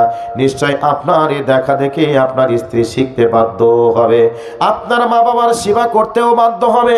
এবার আপনি বলবেন, যদি বাধ্য না হয় তাহলে আপনি নিজেই করবেন। নিজে যদি করেন, আখিরাতে প্রতিদান আপনি আল্লাহর কাছে পেয়ে যাবেন। তো যাই হোক, লম্বা বিস্তারিত ঘটনা, এগুলিকে এত কিছু বলা সম্ভব হবে না। কাজে আল্লাহ পাক বলছেন, তোমাদের মা বাবার সেবা যত্নের জন্য তোমরা তোমাদের হাতটাকে বিছিয়ে দাও। যখন যেভাবে প্রয়োজন হবে তখন সেভাবে তোমরা তোমাদের হাত দিয়ে তোমার মা বাবার সেবা যত্ন করবে। আল্লাহ রাব্বুল আলামিন বললেন, যতদিন তোমার মা বাবা দুনিয়ায় বেঁচে থাকবে ততদিন তোমরা এভাবে করবে। এখন তোমার মা বাবা আর দুনিয়াতে নেই, মারা গেছে, চলে গেছে, এই অবস্থায় তোমাদের আর একটা ডিউটি আমি দিয়ে দিলাম। আল্লাহ রাব্বুল আলামিন বলছেন, অকুর রাব্বিরহামহুমা কামা রাব্বায়ানি সাগীরা। আল্লাহ রাব্বুল আলামিন শিখিয়ে দিলেন, ও আমার বান্দারা, তোমার মা বাবা দুনিয়ার বুকে আর নেই, তোমার মা বাবার জন্য তুমি আমার কাছে দোয়া করবে। হে আল্লাহ, আমার মা বাবা আমাদেরকে যেভাবে শৈশবে মায়ার কোলে, স্নেহের কোলে, আদরের কোলে, যত্ন সহকারে আমাদের মানুষ করেছিল, মহান প্রভু আল্লাহ, তুমি তোমার মা বাবা, আমার মা বাবাকে তোমার রহমতের কোলে, মায়ার কোলে তাদেরকে তুমি লালন পালন করো। এভাবে আল্লাহ রব্বুল আলামিন দোয়া করা শিখিয়ে দিলেন। নবী মুহাম্মদ সাল্লাল্লাহু আলাইহি ওয়াসাল্লাম বলেছেন, মানুষ যখন মারা যায় তার সব আমল বন্ধ হয়ে যায়, কিন্তু তিনটা আমল চালু থাকে। তার মধ্যে একটা হলো ওয়ালাদুন সালিহুন ইয়াদউ লাহু। সন্তান যখন আল্লাহর কাছে দোয়া করবে, মা বাবার জন্য হাত তুলে দোয়া করবে, আল্লাহর কাছে মা বাবার জন্য যখন দোয়া করবে, সঙ্গে সঙ্গে সেই দোয়া আল্লাহ রব্বুল আলামিনের কাছে কবুল হয়ে যাবে। জোরে বলুন সুবহানাল্লাহ।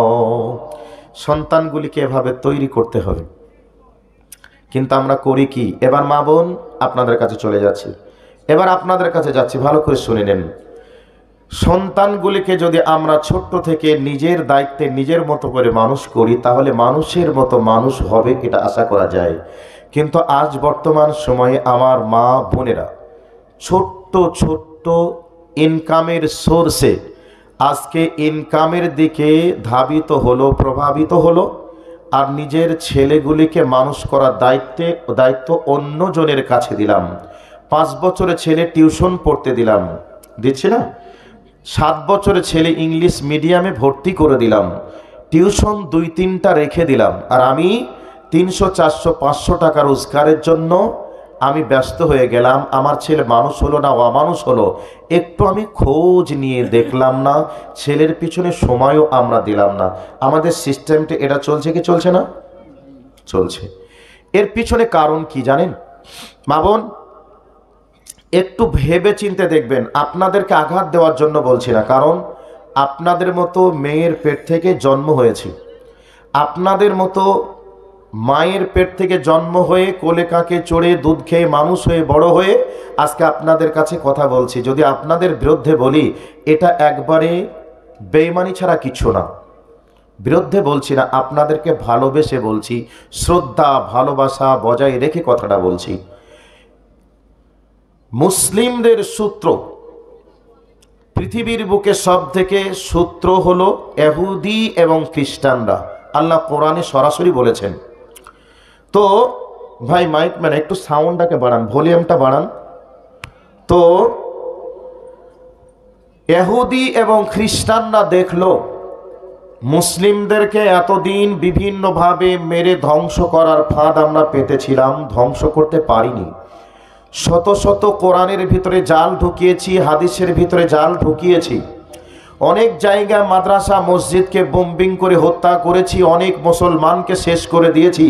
সমূলে মুসলমানদেরকে ধ্বংস করতে পারিনি। তবে মুসলমানদেরকে ধ্বংস করতে গেলে একটা কাজ আমাদেরকে করতে হবে।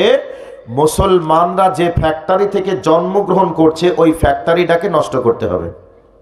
কথা কি বোঝাতে পেরেছি? যেই ফ্যাক্টরি থেকে মুসলমান তৈরি হচ্ছে ওই ফ্যাক্টরিটাকে নষ্ট করতে হবে। তো ফ্যাক্টরি যদি নষ্ট হয়ে যায়, ফ্যাক্টরির ভিতরে যে প্রোডাক্টগুলো থাকবে এগুলি ভালো থাকবে না নষ্ট হয়ে যাবে? নষ্ট হয়ে যাবে। তো দেখলো মুসলমানদেরকে এত কিছু করে ধ্বংস করতে পারলাম না, তো মুসলমান যেখান থেকে জন্ম হয়, তৈরি হয়, তৈরির কারখানাটাকে নষ্ট করতে হবে। তো কারখানা নষ্ট করতে গেলে কি করা যাবে? তাদেরকে তো গুলি করে পারমাণবিক অস্ত্র দিয়ে ধ্বংস করা যাবে না। কাজেই তাদেরকে ধ্বংস করার জন্য আলাদা প্রসেস মেনটেন্স করতে হবে। কাজেই তারা সুস্থ ব্রেনে এসি ঘরে বসে সিদ্ধান্ত গ্রহণ করলো মুসলমানদের মায়ের মানে ফ্যাক্টরিটার পেটটাকে, গোডাউনটাকে নষ্ট করতে হবে। তো যে গোডাউনটা নষ্ট হয়ে যাবে সেই গোডাউনের মালগুলি একটাও ভালো হবে না, বরং সেটা নষ্ট মালই হবে। কাজেই মেয়েদেরকে বাড়ি থেকে বার করতে হলে, তাদের ধ্বংস করতে হলে মেয়েদেরকে বাড়ির বাইরে নিয়ে আসতে হবে। আর বাড়ির বাইরে নিয়ে আসা তো এমনি এমনি যাবে না, ছোট্ট ছোট্ট ইনকামের সোর্স দিতে হবে।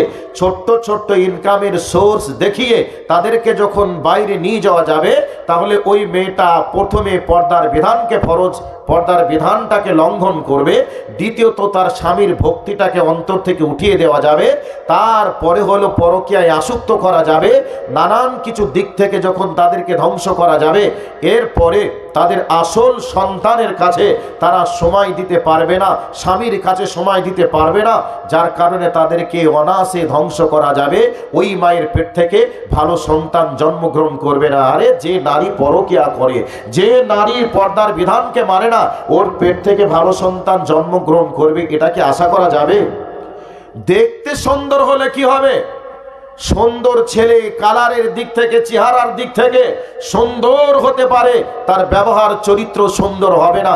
কাজেই তাদেরকে ধ্বংস করতে গেলে ছোট্ট ইনকামের সোর্স দেখিয়ে বাড়ি থেকে বাইরে করে দাও। তাহলে মুসলমান মায়ের পেট থেকে ভালো সুসন্তান জন্ম যদি না করে, তাহলে এই পৃথিবীকে ধ্বংস করা যাবে, মুসলমানদেরকে ধ্বংস করে গোটা পৃথিবীর নেতৃত্ব দেওয়া যাবে।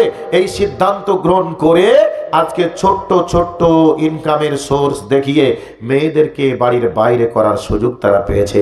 আর আমার মা বোনেরা ওই সুযোগে বাড়ির সন্তানকে সময় না দিয়ে আজকে বিভিন্ন এনজিওতে, বিভিন্ন কলকারখানাতে, বিভিন্ন রকমের কাজে, বিভিন্ন রকমের চাকরিতে, আরে যেই চাকরির মাস গেলে 2000 টাকা ইনকাম, 3000 টাকা ইনকাম, এই চাকরির জন্য বাড়িতে ছেলের পিছনে সময় না দিয়ে এই চাকরির জন্য বাড়ি থেকে বার হয়ে চলে গেল। ছেলে কি হলো, ছেলে পড়লো কি পড়লো না, ছেলে এদিকে মদ খেলো কি বিড়ি খেলো কি সিগারেট খেলো কি গোল করলো, এগুলিকে দেখার চিন্তা ভাবনা না করে টাকার পিছনে সময় দিল। এই মা আর বাপ লাখ লাখ কোটি কোটি টাকা গোছ করলো, জমা করলো, তৈরি করলো।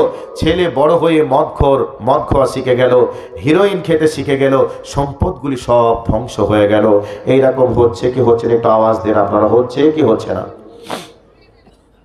যাদের জন্য সম্পদ তৈরি করব, সে যদি সম্পদের আগলদার না হতে পারে, সে সম্পদকে যদি আগলে না রাখতে পারে, এ সম্পদ তৈরি করে কি কোনো লাভ হবে? হবে না। মা বোন, আপনাদেরকে যে মেসেজটা দিলাম, এই মেসেজটা আপনারা অবশ্যই এখান থেকে শিক্ষা নেওয়ার চিন্তা ভাবনা করার দায়িত্বটা আপনাদের। এবার বলছে, শুনে রাখো, এ পৃথিবীতে একটা মহিলার নাম আগে বলে দিই, ওইটাই বলি, তারপর ওই আসল জায়গাতে যাব। ইমাম বুখারী রাহিমাহুমুল্লাহ মুহাম্মদ বিন ইসমাইল, মোহাম্মদ বিন ইসমাইল যখন জন্মগ্রহণ করেছিলেন, তখন তিনি অন্ধ হয়ে জন্মগ্রহণ করেছিলেন। এরপরে জন্মের পূর্বে বাপকে হারিয়েছিলেন, এতিম হয়ে অন্ধ অবস্থায় দুনিয়াতে জন্মগ্রহণ করলেন। তো স্বামীহারা মা ভাবছেন, আহারে আমার পেটে সন্তান আছে, স্বামী আমার চলে গেল, আব্বাকে কোনোদিন দেখতে পাবে না, এ সন্তানের দায়িত্বই বা কে নেবে, মানুষই বা কে করবে। শেষ পর্যন্ত মনের আর্তনাদ, সন্তান জন্মগ্রহণ করবে, এই সন্তানকে আমি দ্বীনের দায়ী বানাবো, দ্বীনের খাদেম বানাবো, এই প্রচেষ্টা তেনার অন্তরে।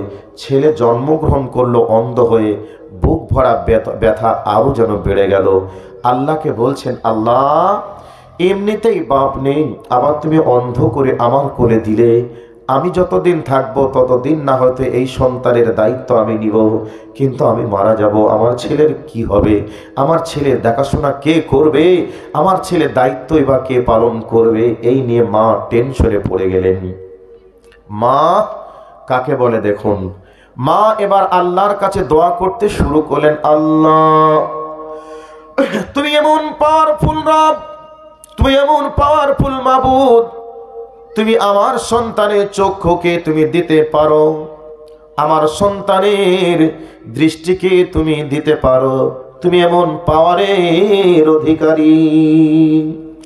আল্লাহর কাছে দোয়া করেন, দোয়া করতেই থাকেন, দোয়া করতেই থাকেন। এই করে করে ছেলের বয়স 3 বছর হয়ে গেল। 3 বছরের ছেলেকে নিয়ে কাবাতে হজ করতে চলে গেলেন। কাবার গেলাম ধরে আল্লাহকে বলছেন, দয়াল প্রভু মাবুদ, আমার সন্তান তুমি আমার কোলে দিয়েছো, এতিম হয়ে জন্মগ্রহণ করেছে, মাবুদ গো আমার সন্তানের চোখ দেওয়ার মালিক তুমি, তুমি ছাড়া কেউ দিতে পারে না। আর আল্লাহ আমার সন্তানের জন্য আমি নজর মেনেছি, আমার সন্তানের জন্য আমি পরিকল্পনা করেছি। মাবুদ গো, আমার সন্তানকে যুগ শ্রেষ্ঠ মুহাদ্দিস তুমি বানিয়ে নাও। দোয়া করতে শুরু করেছেন, কাবার গ্লাভ ধরেও দোয়া করলেন। এই করে করে করে করে বয়স বেশ কিছু বেড়ে গেল। এই অবস্থায় বয়স প্রায় 16 বছরের কাছাকাছি হয়ে গেল। এদিকে মায়ের কাছে দিন শিখে, কোরআন শিখে, হাদিস শিখে, এই করে করে আল্লাহর কাছে ইমাম বুখারীর মা আল্লাহর কাছে এমন দোয়া করেন, এমন দোয়া করেন, দোয়া করে করে কেঁদে কেঁদে চোখে পর্যন্ত ঘা হয়ে গেছে।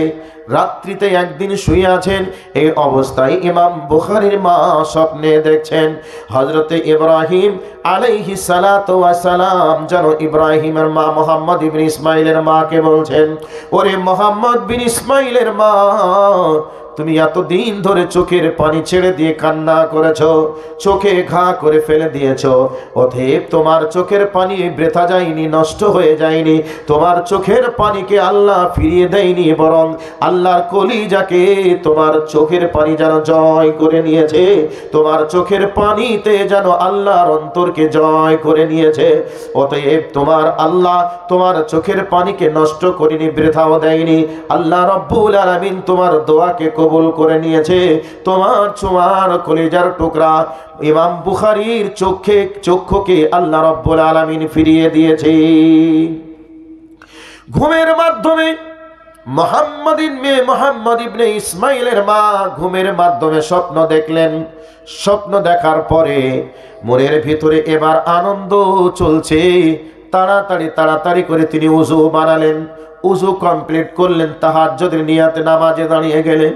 ঘুমের ভিতরে যে স্বপ্নের স্মৃতিটা দেখেছিলেন, মনের ভিতরে যেন সেটা দিনের আলোর মতো পরিষ্কার হয়ে চোখের সামনে ভাসছে।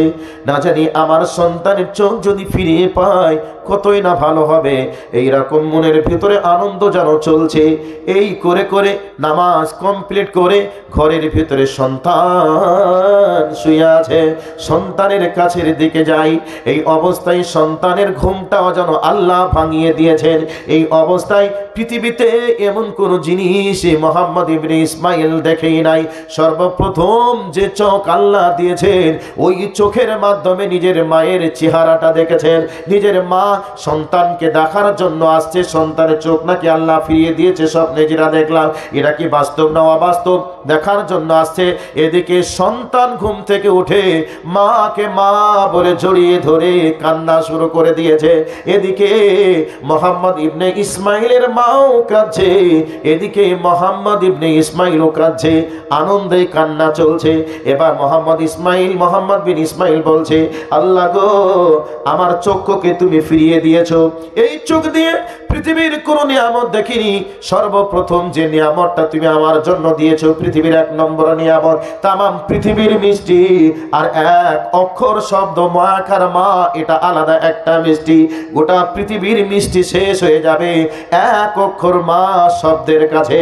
অতএব আল্লাহ, আমার মাকে সর্বপ্রথম তোমার দেওয়া চোখ দিয়ে আমি দেখেছি।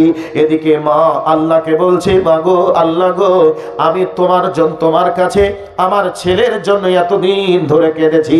এই কান্নাকে তুমি বৃথা দাওনি, কান্নাকে তুমি নষ্ট করনি, চোখের পানি যেন আমার বিফলে যায়নি। আল্লাহ, আমার চোখের পানির মূল্য তুমি দিয়েছো।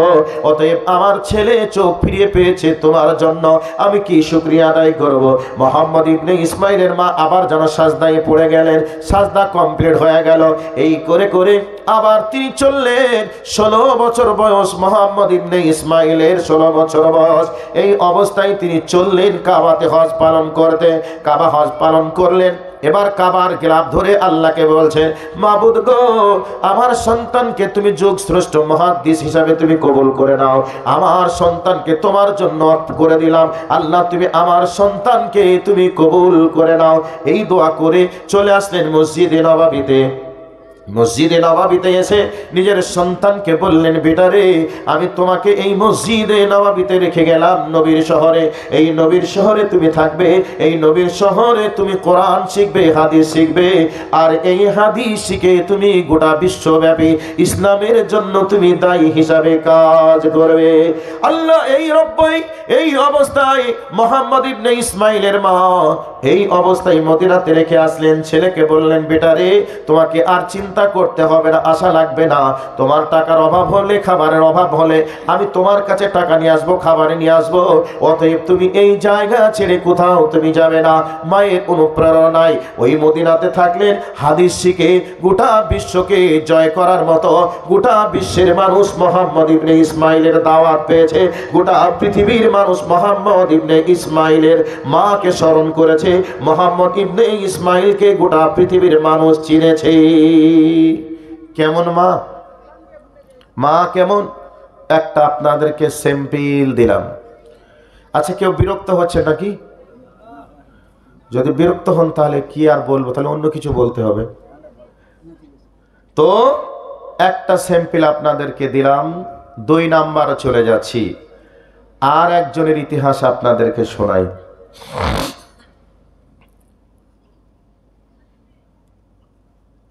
ইমাম মালিক রাহিমাহুমুল্লাহ, তিনি গান গাইতে, গান শুনতে পছন্দ করতেন, ভালোবাসতেন।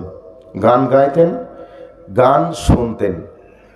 তো মা কাকে বলে? মা একদিন ইমাম মালিককে ডাকলেন, এই শোনো, বসিয়ে দিলেন। আজ থেকে তোমার মুখ দিয়ে যেন আমি গান শুনতে না গান বলতে না দেখি, তোমার কান দিয়ে যেন আমি আর গান শুনতে না শুনি, না দেখি। আমি তোমার মাথাতে টুপি পরিয়ে দিলাম, গায়ে জামা পরিয়ে দিলাম। আজ থেকে তুমি চলে যাবে মসজিদে, আজ থেকে তুমি নামাজ পড়বে, রসুলের হাদিস তুমি গ্রহণ করবে। যেই দিন এ শিক্ষা দিয়েছিলেন সেই দিন থেকে সন্তান আর কোনোদিন গান বলিনি, গান গাইনি। সেই দিন থেকে নামাজ ছাড়িনি। মায়ের দায়িত্বে, মায়ের অনুপ্রেরণার মাধ্যমে, মায়ের চেষ্টার মাধ্যমে সেই গান শুননেওয়ালা ইমাম মালিক তিনি কি হয়ে গেলেন? যুগশ্রেষ্ঠ একটা মুহাদ্দিস, একটা ইমাম হয়ে গেলেন। মা, আমরাও যদি বা আপনারাও যদি এ দায়িত্ব একটু একটু করে পালন করেন, আমাদের সন্তানগুলিও তো মানুষের মতো মানুষ হয়ে উঠবে। আমি আপনাকে বলছি না আপনার ছেলেকে আলেম বানাতে হবে, হাফেজ বানাতে হবে, মুহাদ্দিস বানানোর জন্য দায়িত্ব পালন করতে হবে। বলবেন যে আমরা তো জানি না, কি করে করব। মা, আপনার ছেলেকে একটা ডাক্তার বানান, মাস্টার বানান, প্রফেসর বানান। এর পিছনে দায়িত্বটা আপনার হওয়ার প্রয়োজন আছে। পৃথিবীতে যত মহান মনীষী তৈরি হয়েছেন, প্রত্যেকটা মহান মনীষীদের পিছনে দায়িত্ব পালন করেছেন, অবদান যিনি রেখেছেন, তিনারা হলেন মা। তো মায়েদের অবদানের বিনিময়ে গোটা পৃথিবীতে বড় বড় মুহাদ্দিস, বড় বড় মনীষী তৈরি হয়েছেন। কাজেই মা, আপনাদেরকে বলতে চাই, আপনারা একটু দায়িত্ব নিয়ে নিজের ছেলেদেরকে লালন পালন করার ব্যাপারে দায়িত্ব পালন করুন। আর আপনারা নিজেদেরকে পর্দার মাধ্যমে সম্ভ্রম রক্ষা করার চেষ্টা করুন। ইনশাআল্লাহ আপনাদের পেট থেকে আবার সেই মহান মনীষী জন্মগ্রহণ করবে। 2টি স্যাম্পল দিলাম, এবার চলে আসি। তো মাদেরকে কেমন হতে হবে? ভালো যদি মা হয়, সন্তানরা ভালো হবে, এটা আশা করা যায়, তাই না? এখন বর্তমান সময়ে মাও ভালো নয়, বাবাও ভালো নয়, কাজেই সন্তানও ভালো হয় না। বাবা মার কি দাম, বাবা মার কি সম্মান, এটা সন্তান যদি শিক্ষা না পায়, সন্তান সম্মান করবে কি করে? কথা বলুন, ঠিক বলছি না ভুল বলছি? এবার একটা হাদিস শোনাচ্ছি। وعن أبي هريرة رضي الله تعالى عنه قال قال رسول الله صلى الله عليه وسلم رغم أنفه رغم أنفه رغم أنفه قيل من يا رسول الله قال من أدرك والديه عندك الكبار أحدهما أو كلاهما ফালা আও আহাদুহুমা আও কিলাহুমা সুম্মা লাম ইয়াদখুলিল জান্নাহ। বর্ণনাকারী হযরতে আবু হুরায়রা রাদিয়াল্লাহু তাআলা আনহু। বিশ্বনবী জনাবে মুহাম্মদুর রাসূলুল্লাহ সাল্লাল্লাহু আলাইহি ওয়াসাল্লাম তিনি ব্যাখ্যা দিচ্ছেন, বলছেন ওই ব্যক্তির নাকে ছাই, ওই ব্যক্তি ধ্বংস, ওই ব্যক্তি ধ্বংস। এইরকম কথাটি তিনবার নবী আমার বললেন। বলার সাথে সাথে একজন সাহাবী বলছেন, কিলা মান ইয়া রাসূলুল্লাহ, দয়ার নবী গো, কোন ব্যক্তি ধ্বংস হোক, কোন ব্যক্তির নাকে ছাই, কার ব্যাপারে বলছেন আপনি বলুন। এই অবস্থায় নবী আমার বলছেন, ক্বালা মান আদরাকা ওয়ালিদাইহি ইনদাকাল কিবারা আহাদুহুমা আও কিলাহুমা সুম্মা লাম ইয়াদখুলিল জান্নাহ, যে ব্যক্তি তার মাকে পেল, তার বাবাকে পেল, একজন অথবা দুইজনকে পেল, পাওয়ার পরে তাদের সেবা যত্নের মাধ্যমে তার জান্নাতটা অজীব করে নিতে পারলো না, জান্নাতি মেহমান হতে পারলো না, এর থেকে হতভাগা আল্লাহর জমিনে কেউ আর থাকলো না। নবীজি এই কথাটা বললেন। এবার আপনারা বলবেন যে কথাগুলি কেমন কেমন হয়ে যাচ্ছে, আসলে কি এমন? এবার একটা হাদিস বলি। আল্লাহর নবী বলছেন, হুমা জান্নাতুকা ওয়া নারুকা। আল্লাহর নবী বলছেন, তোমার মা বাবার সন্তুষ্টিতে, তোমার মা বাবা তোমার জন্য জান্নাত, তোমার মা বাবা তোমার জন্যই জাহান্নাম। অপর হাদিসে আল্লাহর নবী বলছেন, তোমার মা বাবার সন্তুষ্টিতে তোমার রব সন্তুষ্ট, আর তোমার মা বাবার নারাজে বা অসন্তুষ্টতে তোমার রব অসন্তুষ্ট। অতএব আমরা যদি আমাদের মা বাবাকে রাজি করতে পারি, স্বয়ং আল্লাহ রাজি হয়ে যাবে, একথা আমাদের নবী জানিয়েছেন।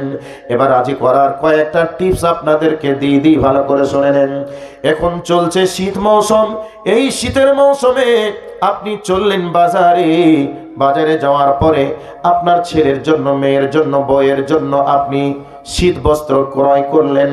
এই অবস্থায় আপনিও যদি আপনার মায়ের জন্য একটা, বাবার জন্য যদি একটা নিয়ে আসেন, আপনার কিছুতে কমতি আসবে এমনটা হতে পারে না। বরং আপনি যদি ক্রয় করে নিয়ে আসেন, নিয়ে এসে আপনার আব্বাকে, আপনার আম্মুকে নিজের হাতে যদি কাপড়টা পরিধান করিয়ে দেন, আপনার মাকে বলবেন, আম্মু গো, আমি মার্কেটে গেলাম, এই কাপড়টাকে দেখে আমার খুব ভালো লেগেছে, এই জন্য তোমার জন্য নিয়ে এসেছি, আম্মু তুমি আমার এই দেওয়া কাপড়টা তুমি পরিধান করো। এইরকম যখন বলবেন, দেখবেন আপনার মা আপনার জন্য বলবে, বিটারে আমার তো কাপড়ের অভাব ছিল না, কাপড় তো আমার আছে, কেন তুই নিয়ে সে টাকা খরচ করতে চাইলি? বাবাও একথা বলবে, মাও একথা বলবে। এরপরে যদি আপনি বলেন, মা ও আমার প্রাণ প্রিয় আব্বা, আমার ভালো লেগেছে তাই তোমার জন্য নিয়ে এসেছি, তুমি পরিধান করো আর আমার জন্য তুমি দোয়া করে দাও, এই বলে যদি তাদের অন্তরটাকে জয় করে নিতে পারেন, আর